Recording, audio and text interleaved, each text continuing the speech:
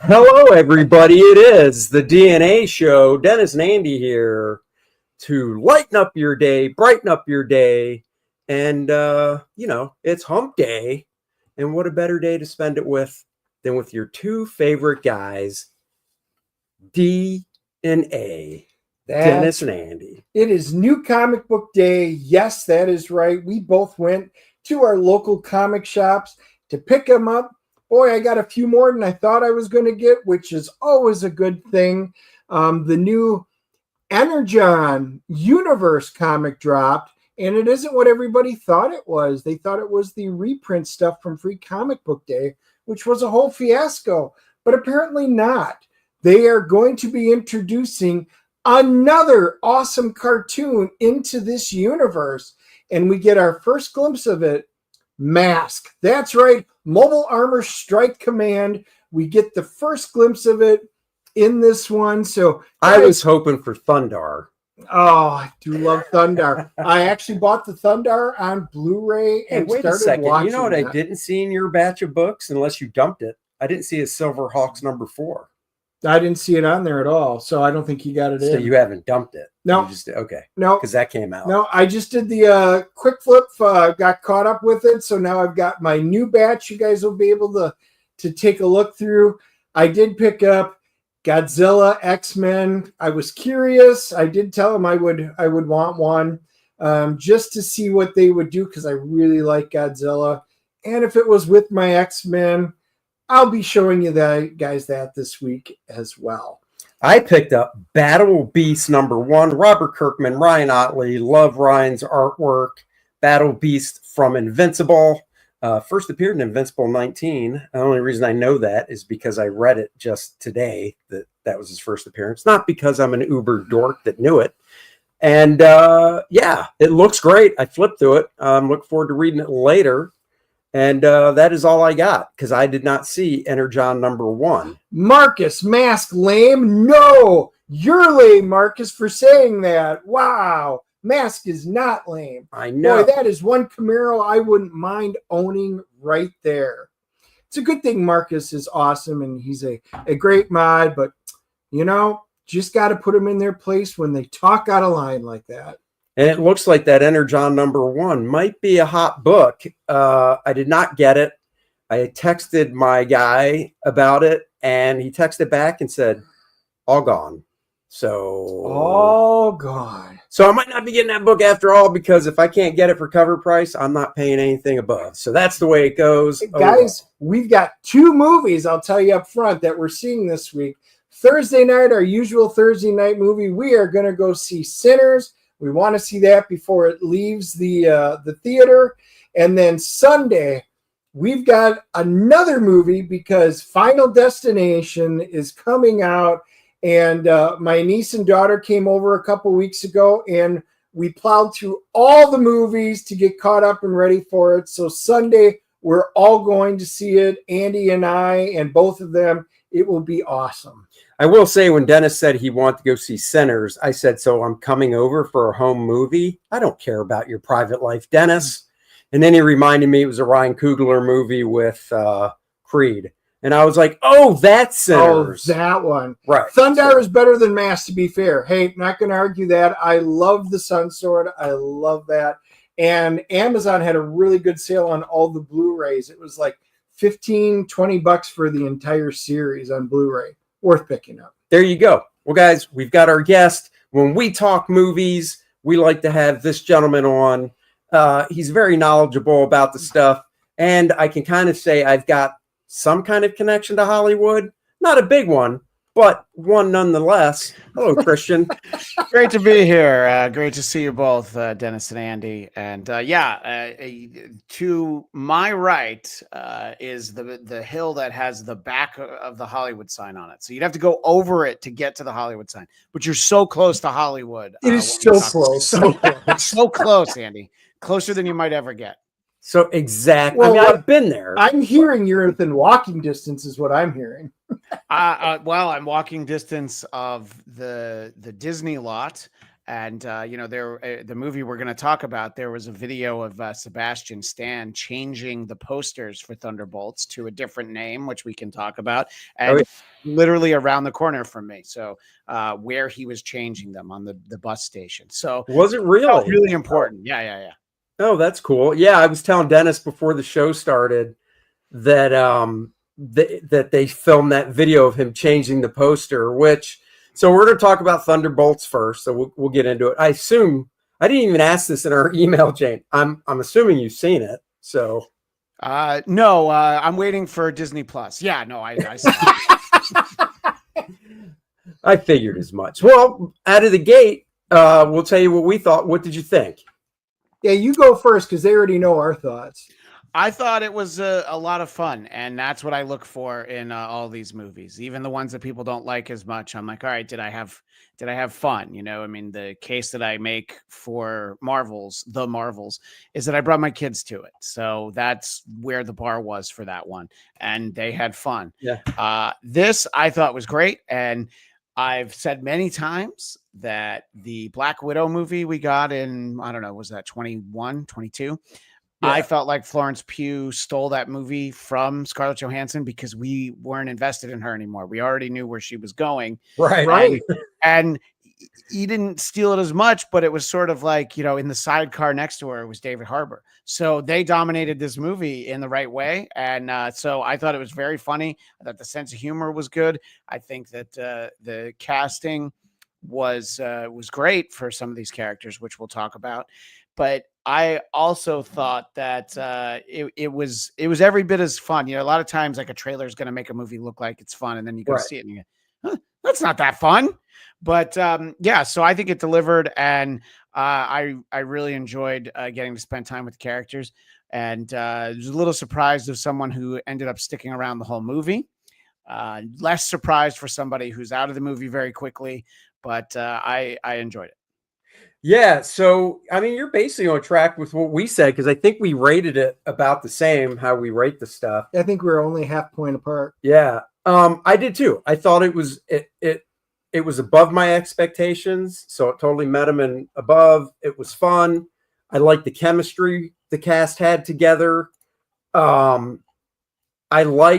Surprisingly, I liked U.S. Agent because I really didn't like him in the TV show.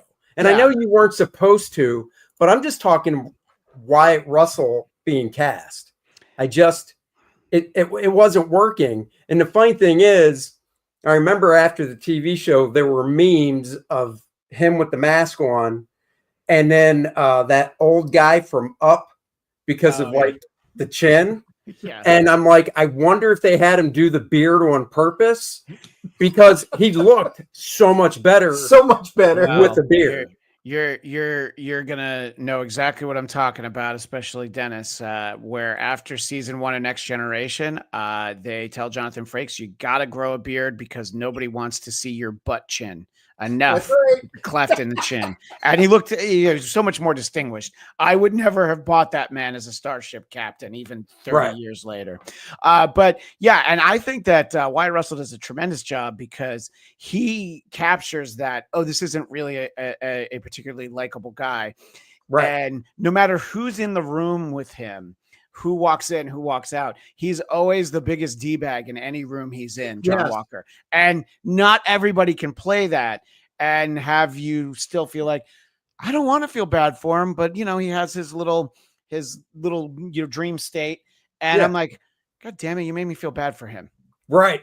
Well, the one thing too is, and guys watching, the movie's been out for 3 weeks. Spoilers are going to drop. Here's one right out of the gate. Were you surprised when they off Taskmaster? I was never convinced she was in the movie for very long. I thought it was interesting that she was in the Wheaties box poster. I think that they were trying because she wasn't in like any of the scenes except for when they all first meet. Right. So it was still a little faster than I thought. But the one who surprised me was I figured Ghost was also going to, pun intended, literally disappear. So like when she walks through the wall and it's like, is she coming back? My thought was like, that's pretty funny. She's not coming back. Right. I thought that would have been a great exit. But I'm glad she stuck around because, who was invested in that character. You know what I mean? Oh, So yeah. I thought, but by the end of the movie, I'm like, you know what? I'm glad we got to know her as well. Yeah, after the Ant-Man movie, I said even back then I care zero for this character. I've got no empathy, no nothing. So when I saw both Taskmaster and Ghost, I was like, okay, two characters I don't care. Now Taskmaster, I was like, huh, okay. That was literally my reaction in the theater. It was ambivalence. Yeah. And then when they got to Ghost, I started going, oh, I kind of like where she's coming from. And I almost wish we could have took out 80 seconds, 90 seconds of one of the chase scenes and added in some more backstory to her, because I suddenly wanted to know a little something more about Ghost, and they just didn't give me enough to pull it out. The problem is it really shows a fail in the Ant-Man movie that she was introduced in, right? Because she was literally a villain in a whole movie, and you're sitting there going, I want to know more about her and stuff. And it took this movie to actually get some of her backstory and stuff and go, oh, I kind of like this character. And this is also one where, you know, generally when they either race swap or gender swap a character, there's complaints. But I think we can all agree it's when it's major characters. For Ghost, I don't care. I didn't care that they did it in the Ant-Man movie. I wasn't like, it was a dude in Iron Man. You know what I mean? Because of now Taskmaster, I did care. Taskmaster, I was, because they really pulled it off in Black Widow, like it's a dude, costume and everything. And then in this movie, it's like, well, now I can dress like a female.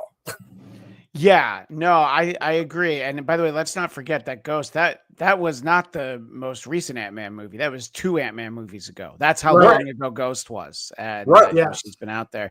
And I do think that there was probably part of that, when the director's like, I want to kill somebody off really early in the movie. They were like, great, make it Taskmaster. We want to do over. We want somebody to shake the Etch-a-Sketch, and we're going to try that character again. Yeah. Yeah. Now, for me, the movie hinged on, we said before going into it, my gut feeling is it was going to be the Yelena and Alexi story. And it pretty much was that. Sure. But I'm a huge Century fan. I love the way he got introduced into the Marvel Universe in the comics. I was like, to me, Bob is going to make or break this movie. And then when we get introduced to Bob, and then I was sitting there going, oh my God, Lewis Pullman. When you actually see him as Bob, and all I can do is see his dad standing there, I'm like, oh my God, Bill Pullman standing right there. He pulled it off because he went from, I don't really know what I'm doing here and that, to all of a sudden, oh yeah, I've got the background, you guys don't want to do it, to all of a sudden he's got becoming a God figure. And this is all within a very short span in the movie. He pulled it off. I loved Lewis as Bob in this, and he was kind of my highlight.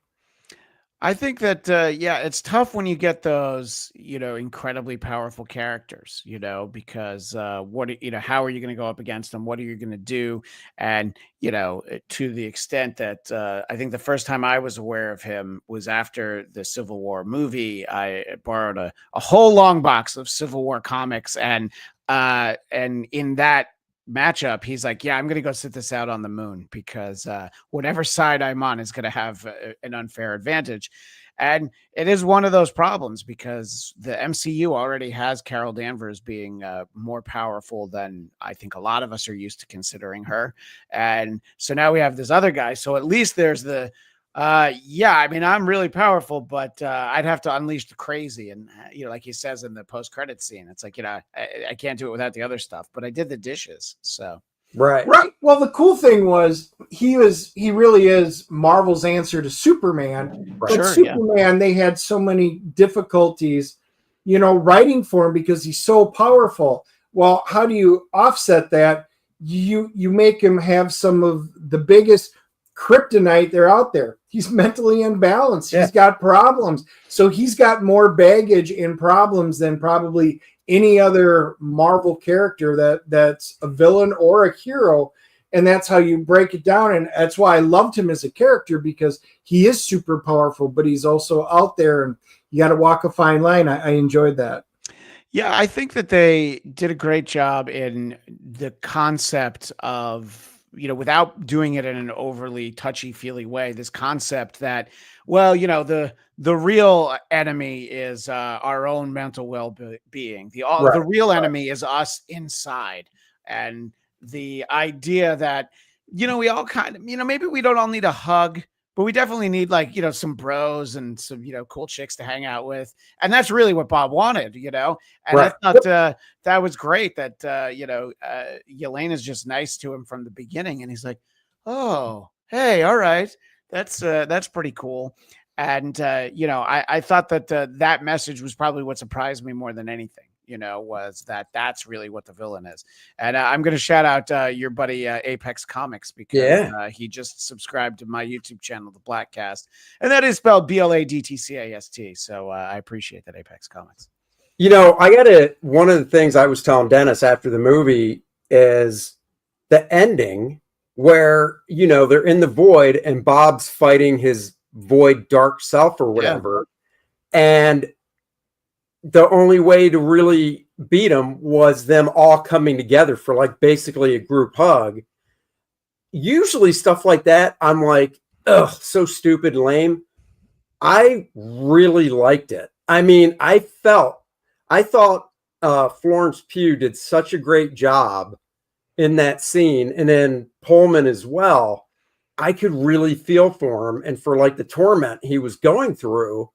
And like I said, usually I'd be like, I'd rather see somebody get going back to Brave New World, where it was sun's getting low, buddy. And basically he just calms down. Right. I'm like, ugh. But this was almost like that too, but they just did it right.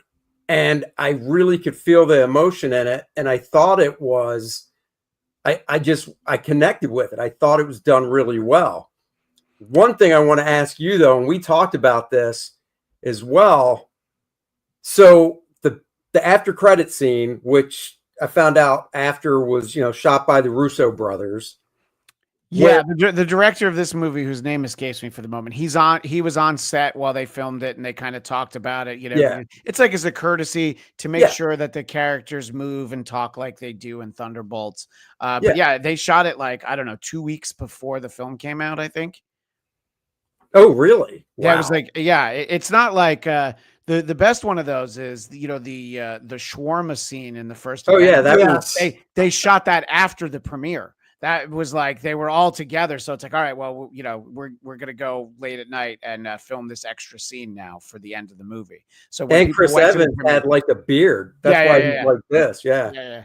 But what I was going to say about it is, do you think that they've totally remember in the first phase one, pretty much, Iron Man came out, and then whether it was Iron Man 2 or the first Avenger, Captain America, First Avenger, end of that one, when it was present day, they were basically going oh, remember last year when you did this Iron Man? And it was real time. I think all that's out the freaking window, because they just jumped it a year, which if you're just hearing that, you might go, okay, so that after credit scene takes place in 2026, but no, and correct me if I'm wrong, they jumped 5 years. It's already 2033 or something. That's what I'm saying, right? And honestly, I'm not even sure what year it is, because there has to be the time for Thunderbolt Ross to run for president, to become president. You know what I mean? So it could be even later than that. I think they just threw it out the window. Yeah, no. But the other part of what you're saying is, they're not going to worry so much of oh, you should really know what Iron Man was just doing, in the previous movie.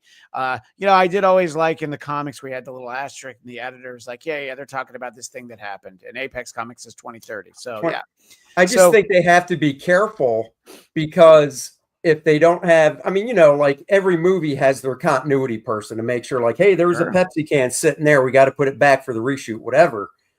I mean, for this overarching thing they're doing, there's got to be more than one person, and it's got to be like, guys, are we sticking to this? Because if we are, it's 2030 right now. Not that we ever have to say that, and they never have to address it with like a sign that says 2030. But when they do the stuff like, it's a year ahead now, think about what you're doing is all I'm saying in a way. Right. Because this obviously is, we know how Fantastic Four is going to end because of that scene.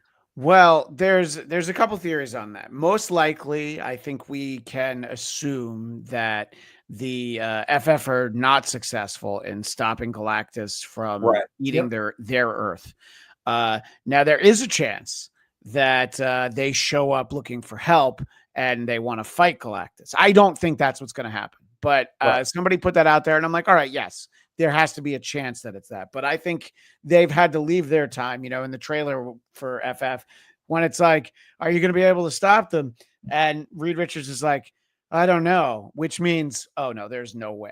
Yeah. Right. So it's like, I'm sorry for all of you, but the four of us, 4.5, we're going to be fine. Don't worry. We're going to be absolutely fine. So, and then they show up in 2030, or maybe that's 2031 Apex, because it's Doomsday. So, but yeah. So, yeah, I don't know. I mean, I think that they don't worry so much about it, but Andy, what you're saying, there are probably multiple people who it's not the only job they have, but a big part of their job is you guys confer. What year is this? What month did this happen in? What, which events happen in the same year? What's going to happen? When do any of these Disney Plus series, any of these other events, are they going to factor in? Are you going to take into consideration that Wilson Fisk is supposed to be the mayor of New York City?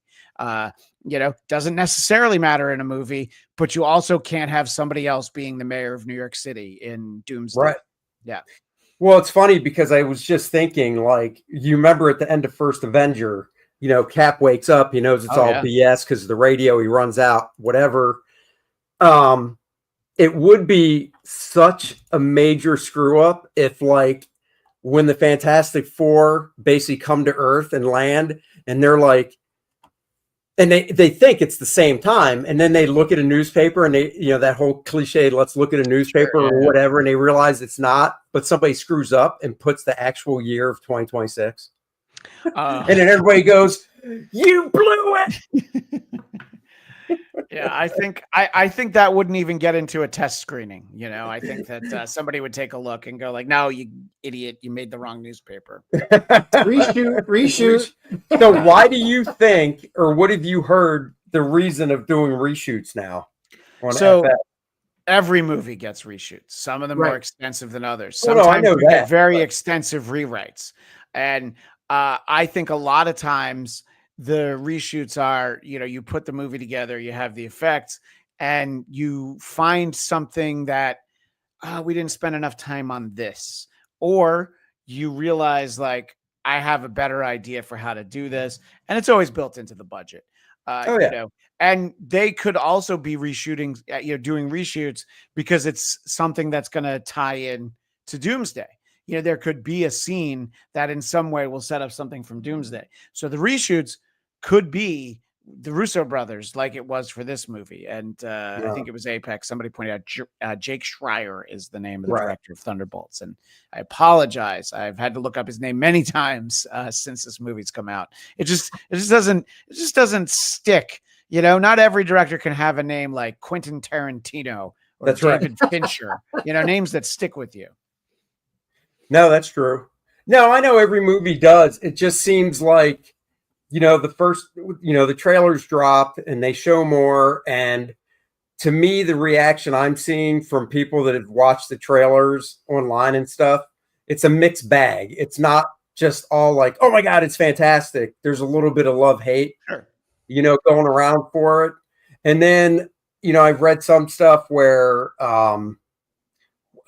I forgot her name. Who's playing Invisible Woman? What's her name? I didn't know that actress. So what's her name? Vanessa Kirby. Oh, Vanessa Kirby. Yeah, there you go. Thank you. And she said some stuff online about how almost kind of like woman power type stuff and shit like that. And then, of course, that's going to get big backlash, of course, with, oh my God, Disney's doing it again. What are they doing? Can't they just leave? Well, just make a movie and not worry about injecting stuff like that.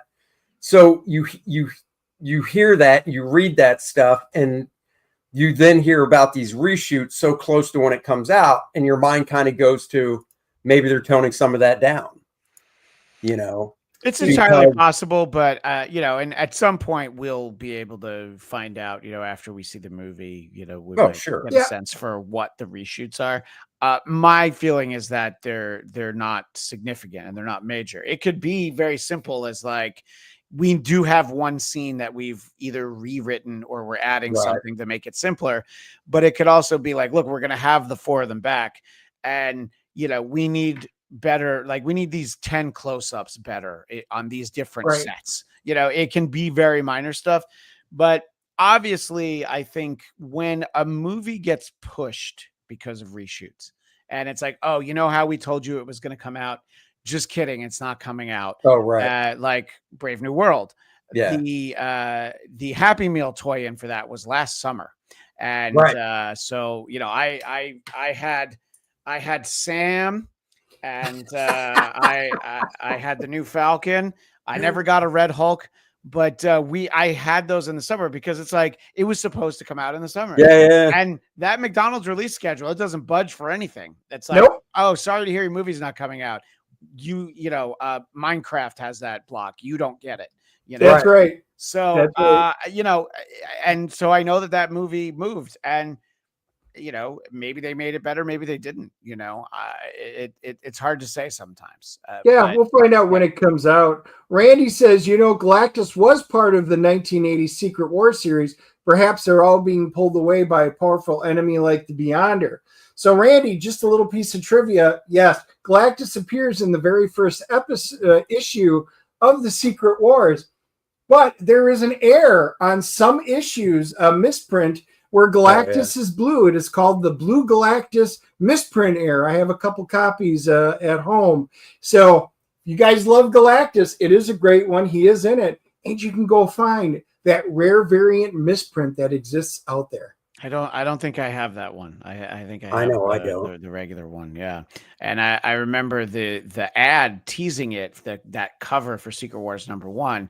Mike Zeck had drawn Kitty Pryde in there. So she was in the ad, but then she's not on the cover because she doesn't get to go. I guess it was one of those, you need to be this tall to ride Secret Wars. Right.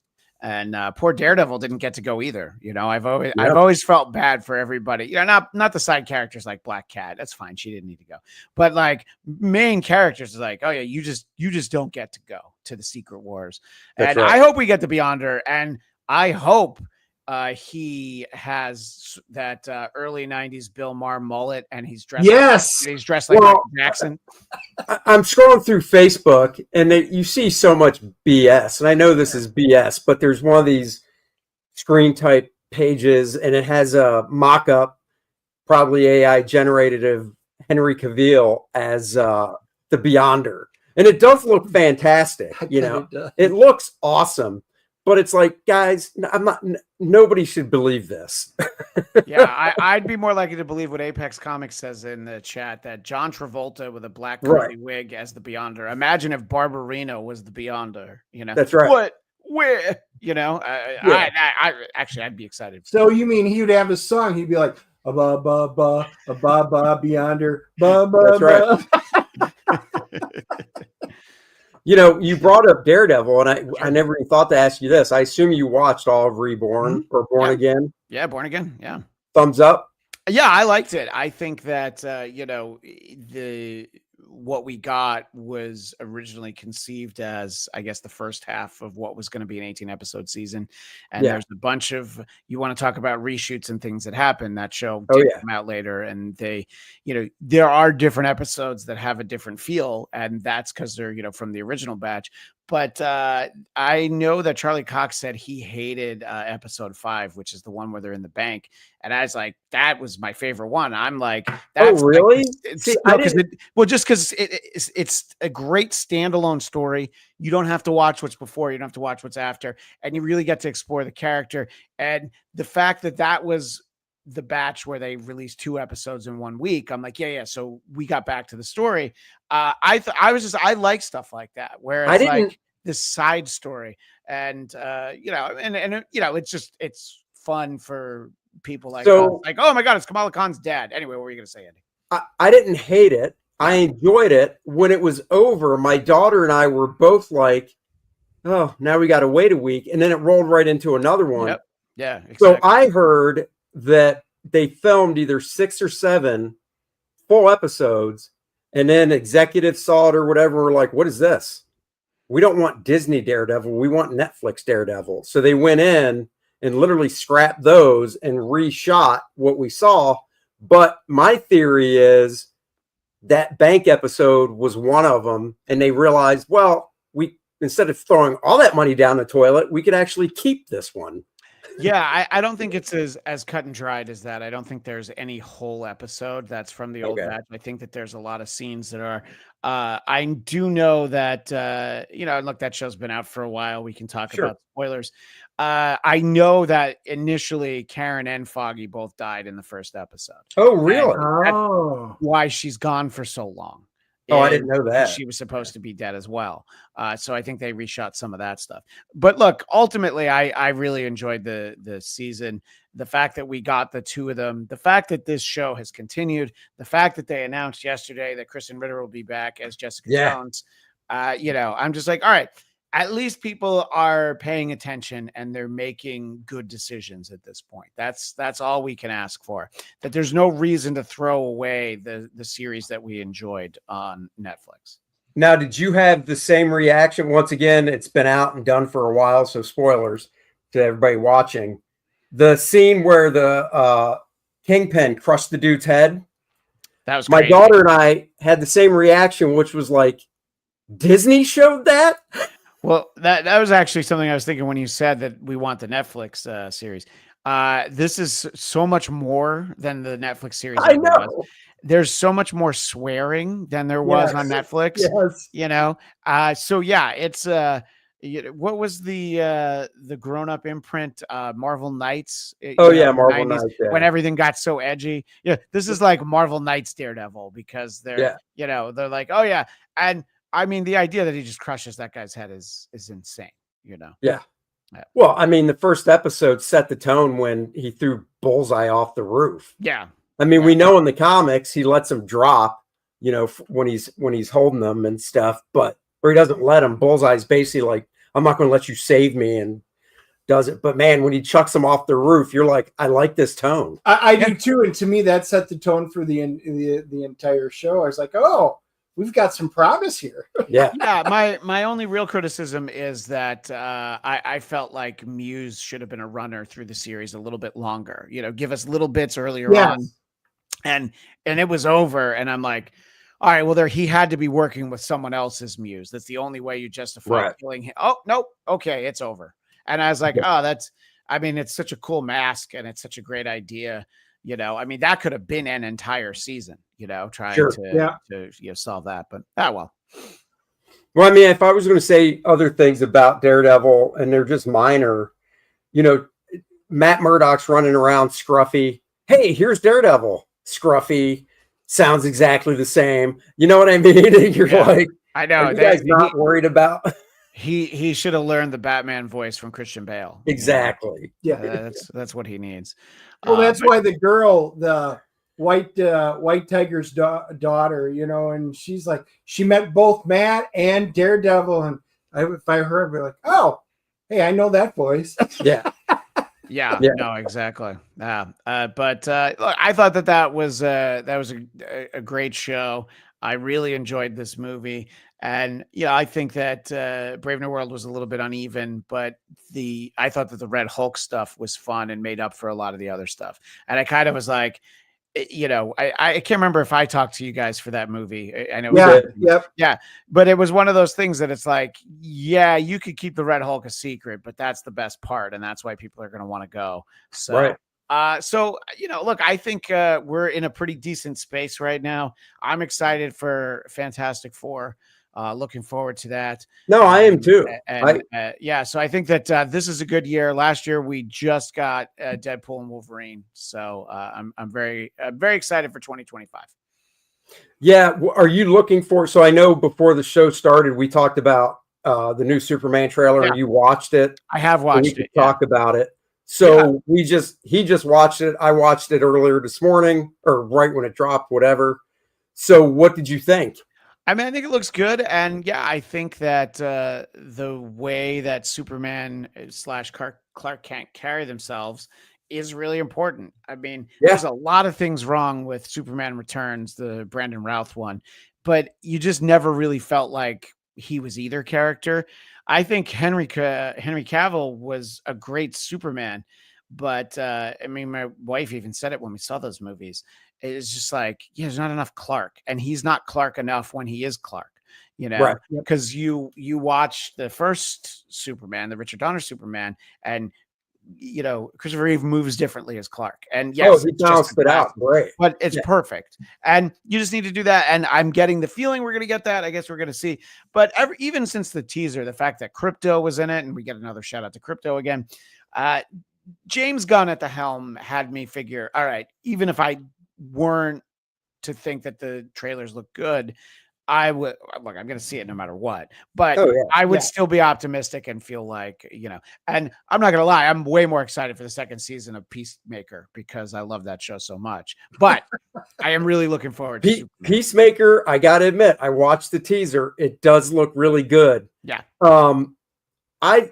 My big thing was I want to hear David Cornsett talk as Superman and Clark, and we finally got to, and it works for me because of the voice, the cadence, it all matters. It really does work. And if you haven't seen the trailer yet, I don't care about spoiling a trailer because it's free. Go watch it. One of the things I really liked was, Lois is going to interview him. And answer this after I finish this little part, but I'll throw the question out now.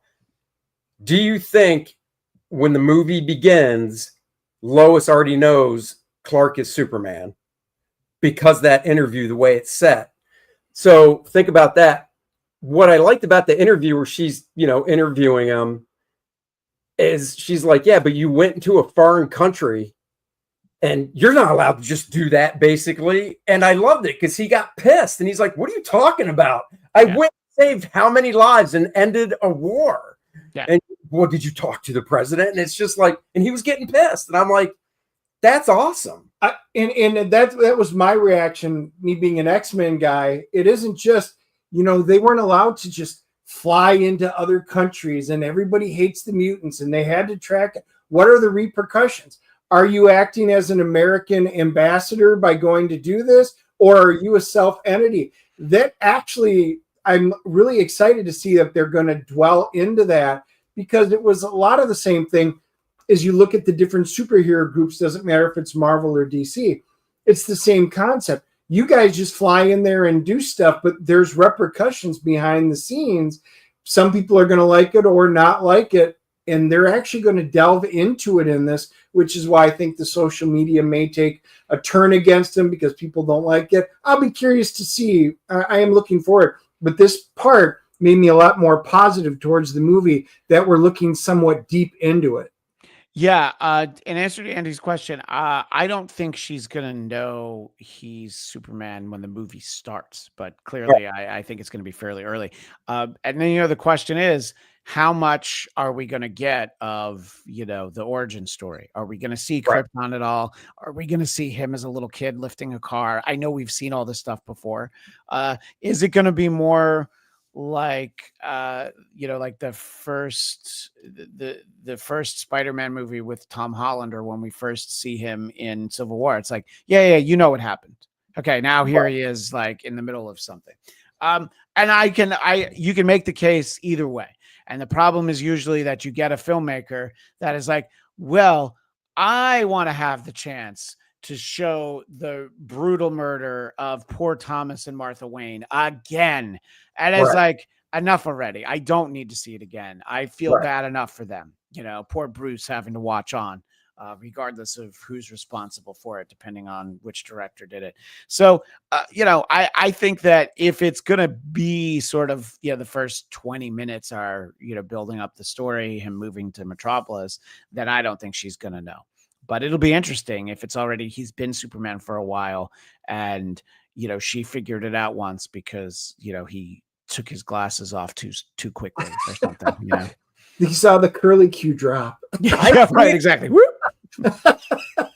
I can't remember if James Gunn, a part of me wants to say there was an interview or something last year and James Gunn said that he's not going to waste a lot of time with the whole Krypton exploding and stuff because how many movies have there been now? I mean, look, if you're taking, like I can't remember how old your kids are, but my son's about to be 10 and my daughter is 7. So, I mean, if you took, point blank, does your son know the origin of Superman? Like if he went to this movie and James Gunn didn't cover Krypton exploding and all that crap at all and just took advantage and basically was like, everybody knows it. Would your son be like, so he was born on Earth, Dad? What's up? No, but this is a Marvel household, so he could tell you how Peter Parker became Spider-Man, but he can't tell you about Clark Kent. I don't think he's ever seen any of that. I don't think I've ever shown him anything with Superman in it. It was like when he was little, there would be like storybooks that would have like the Justice League in them, but I don't think he knows that. We should just show him the original Christopher Reeve Superman as a primer. And then if James Gunn doesn't cover it, he's covered. Well, that's actually what I did with my wife after it was, I think it was after the Bryan Singer, the Superman Returns. Oh yeah. I was like, no, that's not good. We have to watch this one. And we watched the Richard Donner one. She's like, oh, this is so much better. I'm like, yes. The Donner cut. Yes. And by the way, the interesting point I always try to make about Superman Returns is that it's obviously very believable that Lex Luthor was played by Kevin Spacey, who, as it turns out, is way more evil than Lex Luthor ever was. True that. Yeah, that was another thing in the trailer. And I think they edited the trailer to try and swerve people because Lois says that line about asking the president, and then they cut the Lex. And I don't think he's the president, but I think they want people to maybe get that idea because of how they did the editing and cut in the trailer. Yeah, and good for Nicholas Hoult, by the way. I mean, he got. I love that. That guy. He got to be the Beast. He's the awkward kid in About a Boy with Hugh Grant, going back to whatever year that was, 2002 or whatever. Yep. And so he's I mean, he also dated Jennifer Lawrence at one point. So again, shout out to Nicholas Hoult. Hey, don't forget he's also one of the best aspiring chefs in the menu. I forgot about that. Absolutely awesome movie. I loved him in it. He's like he's becoming one of my favorites for versatility, just like he was in that cult movie he was in the cult movie we saw last year. I can't think of the name of it off the top, but yeah, he was the head of the cult in there, which is skinhead kind of character. He's very versatile. He was in the Nicolas Cage Renfro. No, not Renfro.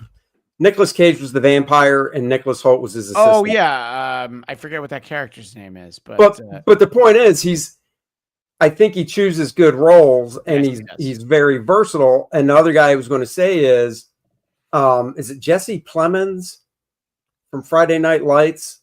He's married to Kirsten Dunst. Yes, yeah.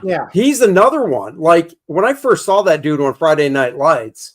I mean, he wasn't a throwaway character. He was a guy that wanted to be on the football team. It was good, whatever. Well, he was starting his career. But everything he's done since then is just these really unique roles, different characters to kind of like push himself. Because I mean, he was great on Fargo. He's great in Killers of the Flower Moon. Jesse Plemons is one of the guys who you're like, oh yeah, he's in this movie. It's kind of like people are catching on to Walton Goggins now. It's like, oh, it's going to be an interesting character if this guy's in it.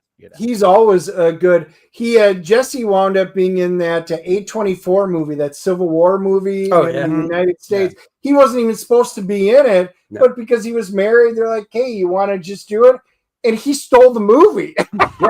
Did you see that movie? I didn't see that. A lot of people were talking about it at the time, but I did not get around Definitely, to that one. It's a good movie. Try and check it out, because for the little bit that he's in it, Dennis was right. They needed somebody for this one scene, and Kirsten Dunst, he was on set with their kid or something, and she's like, "Hey, you want to do this?" Nice. I know we're getting close on time, but I did want to touch on Doomsday War as well.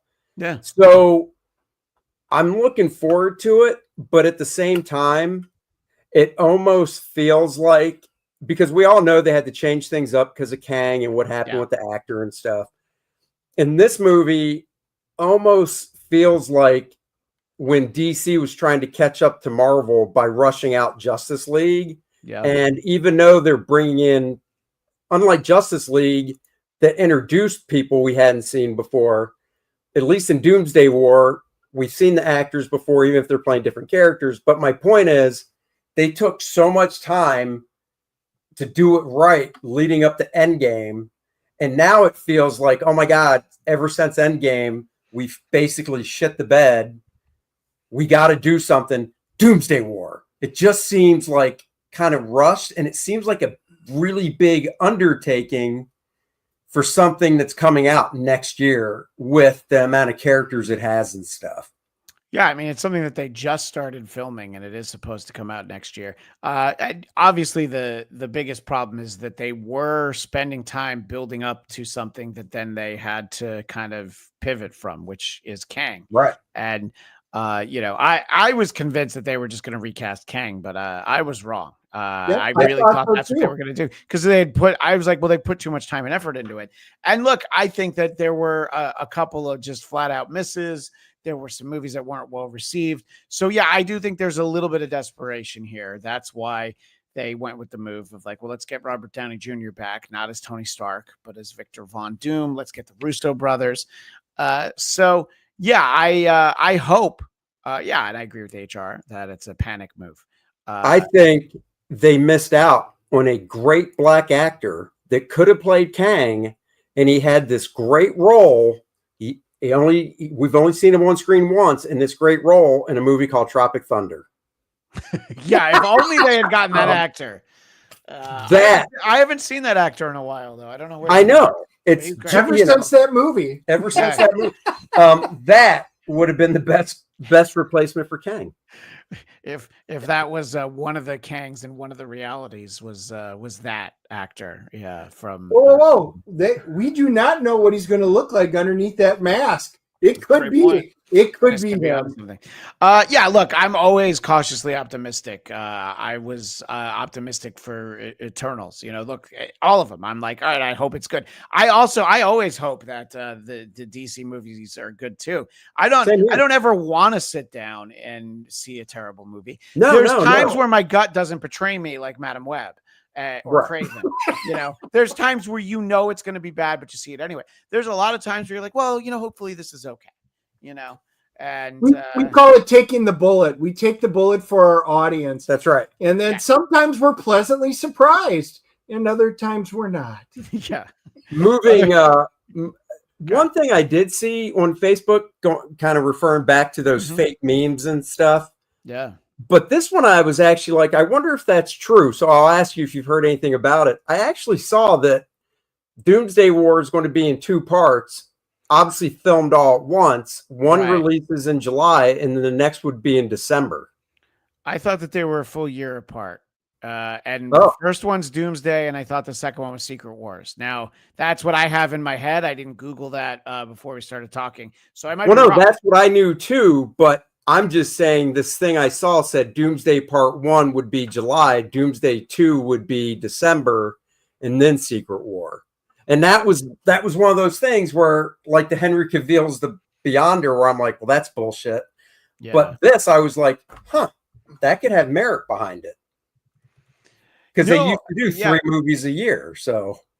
Right, but you don't usually have the same director and same cast in 3 movies a year. But there's obviously a huge gap. That I agree. David Hasselhoff as the Beyonder was a missed opportunity. Hey, he said that all the way back then when Secret Wars the comic came out. That's David Hasselhoff. See, Great So, mindset. according to our artificial intelligence overlords, I just went to Skynet.com and I typed it in. The Avengers Doomsday will be one movie, and Okay. it says here it's scheduled to release May 2027.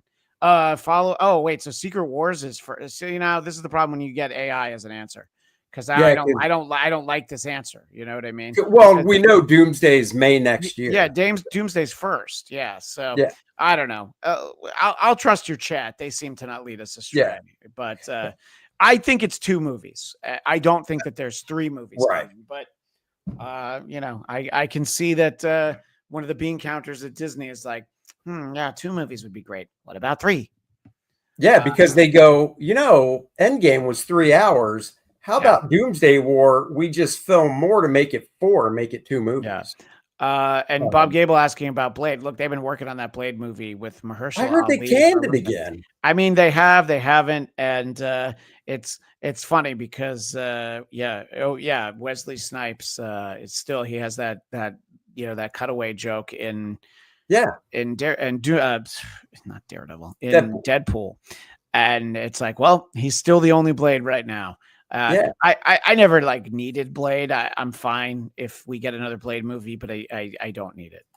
It's fine. If it doesn't happen, it doesn't happen. He's a tremendous actor. And it'll be interesting to see his take on it. But I'm not worried about Blade. I'm worried about these Avengers movies being good. I want the Fantastic Four to be good.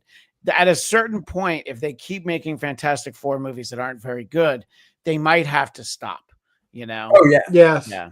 So no, I mean, I've got faith. It doesn't seem like, I know we talked last time about the Thing's voice being more gravelly. It doesn't seem like they're changing that, which once again, I don't care. Yeah, because everybody I talk to that has a beef with it is always like, oh, he doesn't sound like he did in the 60s cartoon. And I'm like, well, I never even saw it. And that was so long ago that I don't care. I'll borrow them for you. You can watch them. Thanks.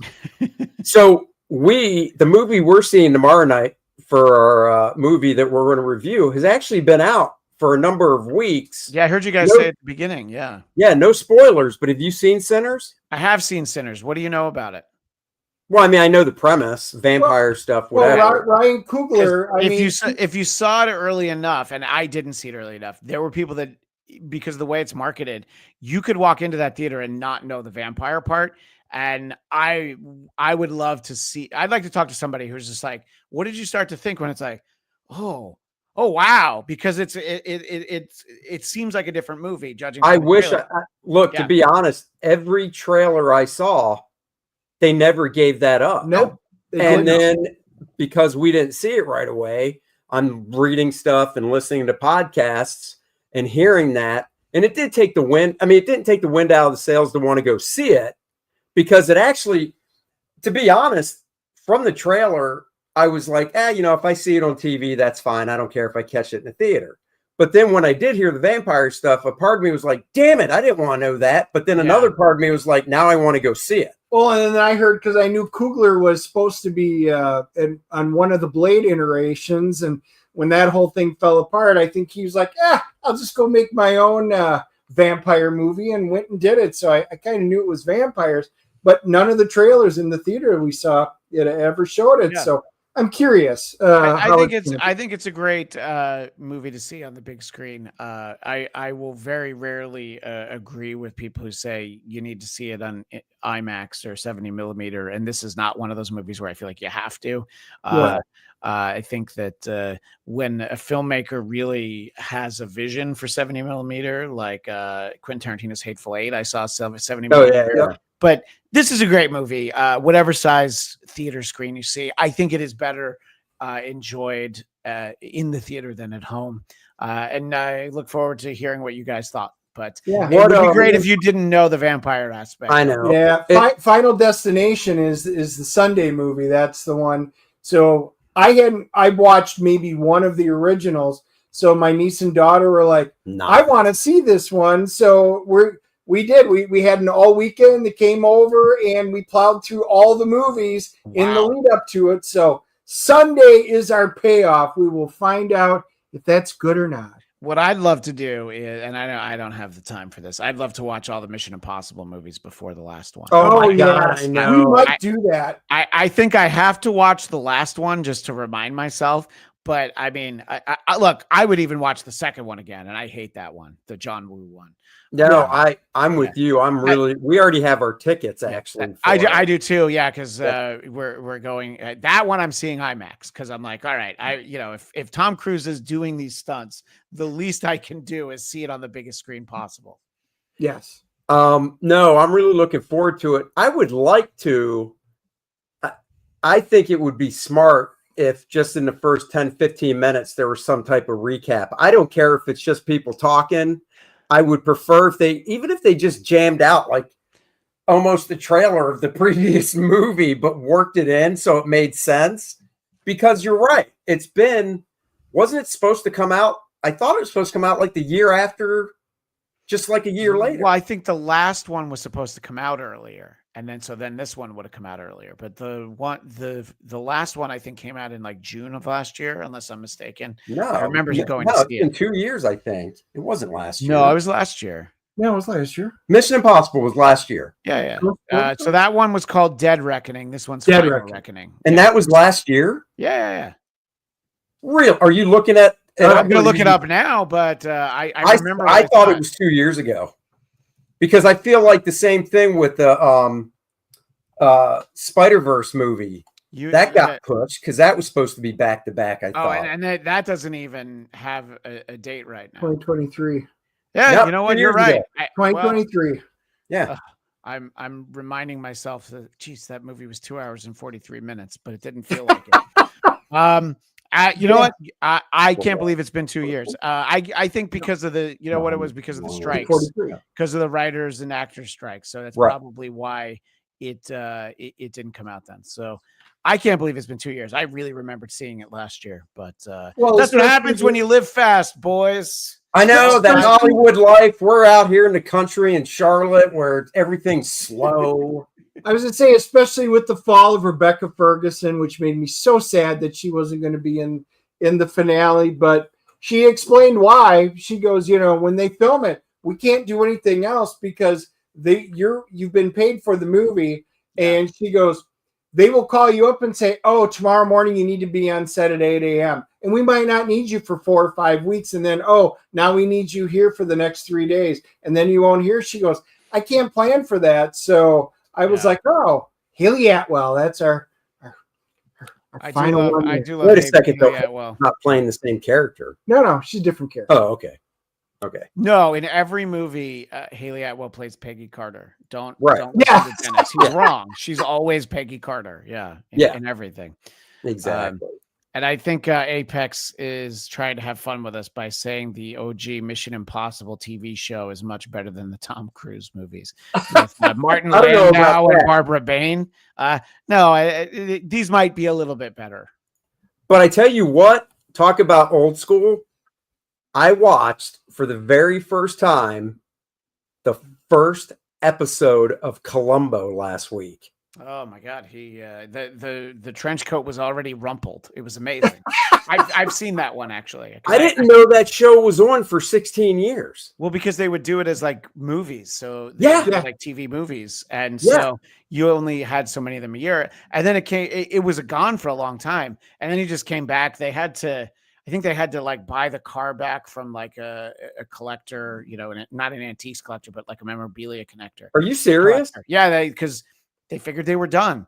One of the most fun things about working at the Universal lot is that he had an overall deal there, Peter Falk, but he didn't really do anything. So every day he'd just be sitting there doing like crossword puzzles at the table. And it was very comforting. Like, oh, there's Columbo, trying to get to the bottom and figure things out in the crossword puzzle. This is like pre-Sudoku, but yeah. So I mean, I remember when they came back. And they did it long enough where William Shatner's the criminal in 2 different episodes, like 20 years apart.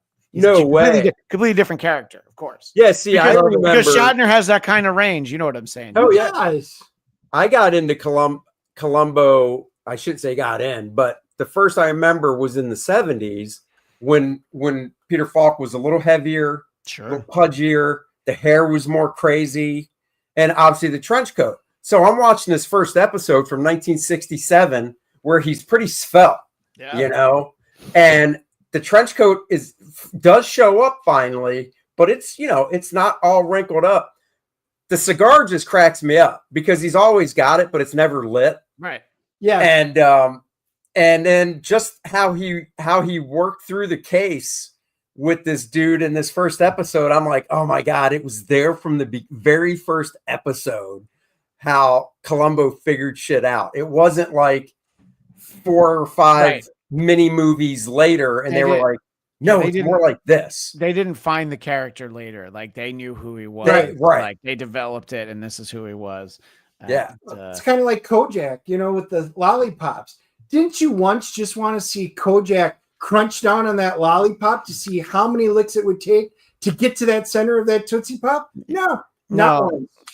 Dennis, he's not a talking owl. Okay. He has the patience. He doesn't need to crunch down. It's fine. All right. What about Rockford Files?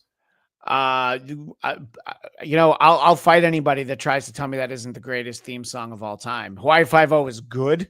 Yes. Rockford Files, though. Especially where it starts with his answering machine, and then we get that is the greatest piece of music ever recorded. Yes, that's another one that I might start watching again because that one I have more memories of than Columbo. And it's funny you said Hawaii Five-0 because that is always my second choice, and SWAT's always my third. Ooh, SWAT is really good. Yeah, that's true. These are all great. Oh my God, I didn't even realize you guys had super chats. Look at that. I just we don't get tons, but when we do, DCB TXK, thank you so much for the $5, $4.99. You have to see the one with Shatner's moving fake mustache.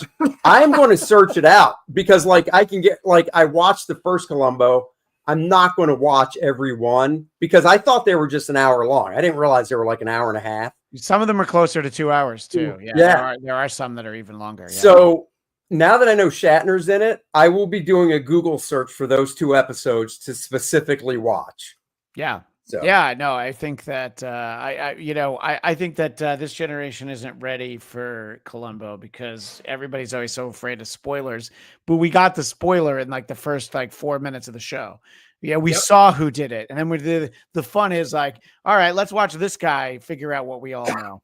But you know what? So you don't watch a lot of current TV, I guess, or I mean, it depends. I watch a lot of stuff that I end up talking about on the internet. But, there's a show that I actually really like called Elsbeth on CBS, and I can't remember the actress's name, but she was in True Blood way back when. She was the head waitress or whatever at the little bar in town. But Elsbeth, as soon as I watched Columbo, I was like, oh my God, that's where they got Elsbeth from. It starts the same way. You see the crime, you see who did it, and then she works for the police as a consultant, basically. I like it. And it backtracks all the way through. It is literally female Columbo. Well, not to be confused with Mrs. Columbo, right. who was played by a future USS Federation Starfleet captain, Kate Mulgrew. But Mrs. Columbo, I would say you can skip. I never even knew there was one. Yeah, not for very long. Yeah. Wow. It's like, yes, sure. There's Young James Bond Adventures, the anime. Carrie Preston. Need to watch it. Carrie Preston is okay. that. I think I know that name. Yep. Yeah. So, guys, I did want to just say Apex, James Garner's so good. Everything he does. Maverick was even a really fun movie on there. But my favorite James Garner movie of all of them. Don't say it. It's not The Notebook because that's what you thought I was going to say. You're going to say Grumpy Old Man. Cowboys, baby. Space Cowboys. There is a movie of all time right there. Tommy Lee Jones. You've got Sutherland and Clint Eastwood. Yeah. Guys, that is a must-see movie. If you haven't, go rent it off of your favorite streaming because there's your homework. Great movie. That is a good movie. That is some great homework. Yeah, that's a good movie. All right, last thing before we let you go. Yes, sir. Anything on Apple TV you're watching? Have you watched The Studio? I haven't seen the studio yet. My wife and I really enjoy Severance. We had been watching it fairly Prince is slowly, good, yeah. and she's just swamped working on stuff right now. So we have not finished it yet. But the studio is something I'm very interested in. A lot of the stuff I watch, it's the stuff that she doesn't care about. I thought this second season of Andor was tremendous. It was like next level. Like I couldn't believe some of what we got in there. And it's crazy because the idea of Rogue One, the movie, is a stupid idea. It's like, well, you know how it's going to end. So Yeah, then right. it's like, that turned out to be great. So then it's like, well, what if we do a TV show where you really know how it's going to end? Right. And we still, so I was up. I think I was up to like 2:30 in the morning last night watching because they so they released them in batches at 3. Yeah. I watched the first couple of episodes and I was like, oh my God, I'm not liking it. It's just too slow. It was boring. And then I told Andy, I think I'm done. Well, then I watched another one, and then there was that grape episode that everybody was talking about, and I was like, okay, that's this week. I'm going to be curious to see what they do with it. And then all of a sudden I started realizing all of this slow stuff was actually building into something marvelous. Yes. And I was like, oh my God. So yeah, I haven't even told you this. I wound up, I didn't see yesterday's yet, but I completely changed my whole philosophy on Andor because I was like, nah, I think I'm checking out to, nope, I actually have to see how this ends because it's great. Are you telling me I'm going to actually have yes, to tell you're going to have to watch I'm going to have to tell Courtney, hey, I need to watch Andor because she'll watch it again. Yep. Well, because the idea of doing 4 batches of 3 episodes seems like it's a little crazy, but it wouldn't have worked as like, let's give you all 12 episodes at once. I don't think it worked really well as a weekly series if you were to do it that way, because there's like a jump between each batch. And I think the slow pacing works when you have almost 3 hours to tell it. The first season, I remember those first 2 episodes. I was like, what is this? This is like paint drying in space. It's Same here. slow. But by the third one in that batch, it was like kind of the same thing. So I don't know. And then that first season was so tremendous, with Andy Serkis and the prison break and, so yeah, I think that this was great and just some really impressive performances all around. Like this actress who played Mon Mothma, like barely in the prequels, has gotten a lot of work, and I'm very happy for her, just like I'm happy for Ian McDiarmid, who, had a throwaway role as the Emperor in the early 80s. And he periodically gets calls like, hey, you want to do a couple more movies as the Emperor? Yeah, sure. Why not? He can get older. It's not going to matter. Doesn't matter what he looks like. So yeah, I recently watched the prequels with my son because episode 3 was in theaters. So I watched episode 2 with him on at home before we went to see it. And I hadn't seen episode 2 in a while, and it is one of my least favorites. But Yoda with the lightsaber is pretty great. So anyway, but my point in mentioning that is I do like the way that Ian McDiarmid underplays, like, oh my God, I'm so surprised. Who would have ever expected me, the Chancellor? I'm just a humble like just the way that he plays everything. He's great. So you say what you want about the prequels, but up until like the middle of episode 3, he's great. Then it's like active. What's the biggest performance you can give us? No. All right.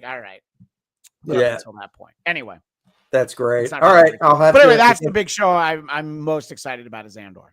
So. Wait, now is there season 3 or no? Season 3 is a film called Rogue One. So literally, this is it after. Okay. I mean, you could tell there are other characters you could tell stories with.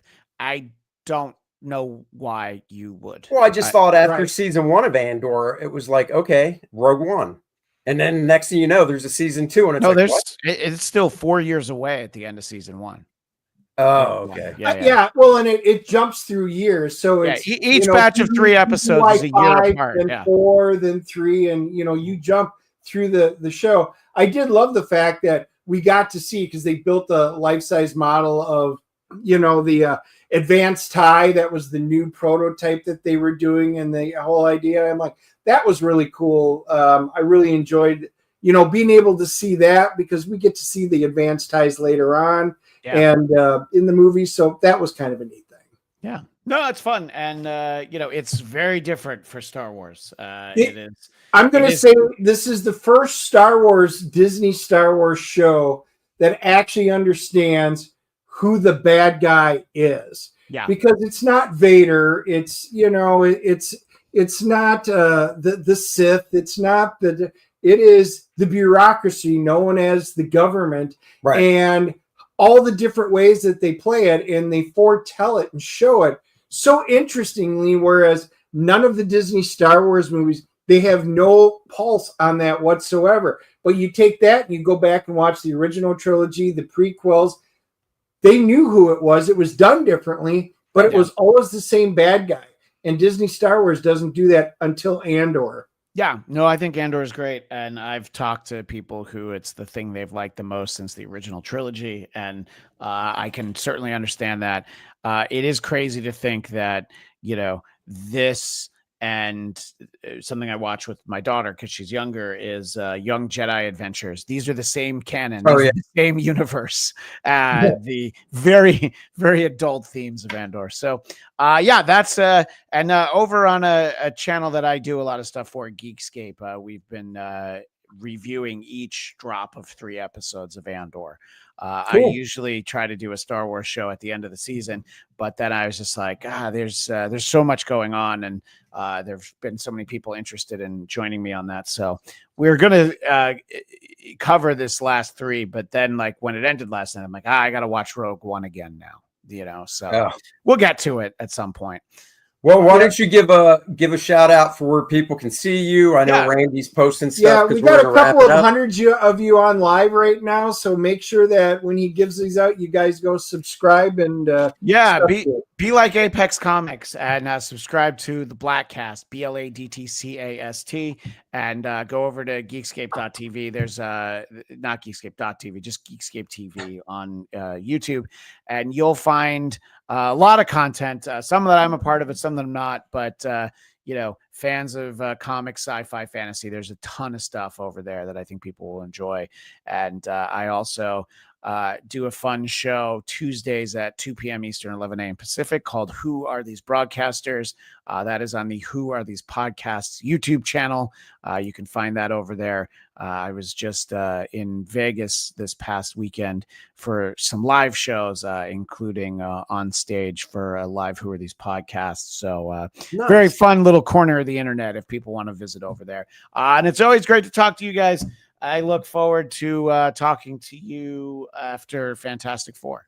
Yes, definitely. Yeah, it'll probably be after that because Superman's July 11th. Fantastic Four. Yeah, we'll do it again after that. Then we can talk Superman and Fantastic Four. I'll be happy to talk both of them for sure. Yep, absolutely. The problem with Fantastic Four, it comes out the week of San Diego, and we're actually going to, when I say we, myself, my wife, and daughter are actually going to be out in San Diego. So I'll be there. I'll be there the first couple. I'll be there the first couple days. I have to come back up to LA for the weekend. So we'll have to definitely meet up then because we'll be out there Tuesday through Sunday. So I'll be there. I think I'm gonna head back Friday night because my son's 10th birthday is Saturday, and it's not only that, but we're camping overnight at the Santa Barbara Zoo with Cub Scouts. So very exciting.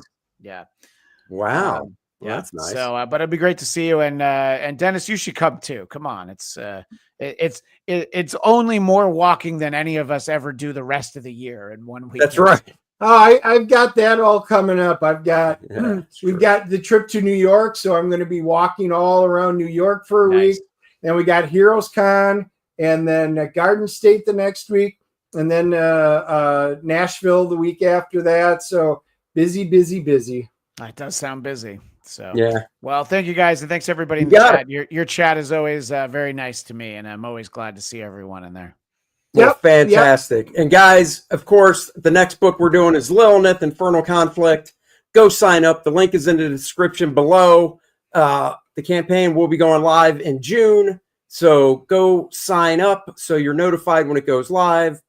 There's the homage cover. And of course, we've got some new characters and stuff, expanding the world of Core Draft featuring Tale with Lilith. So go check that out.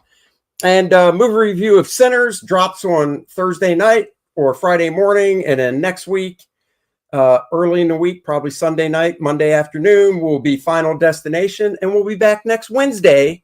So now go head over to Aaron Lepresti's channel and watch The Graybeards with his special guest, Dan Brereton, is the guest artist. Yeah, Graybeard's time, and there's the link right down below. So go check out. Those guys have some great stuff they draw. That's right. All right, guys. We'll catch you later. Bye-bye, everybody.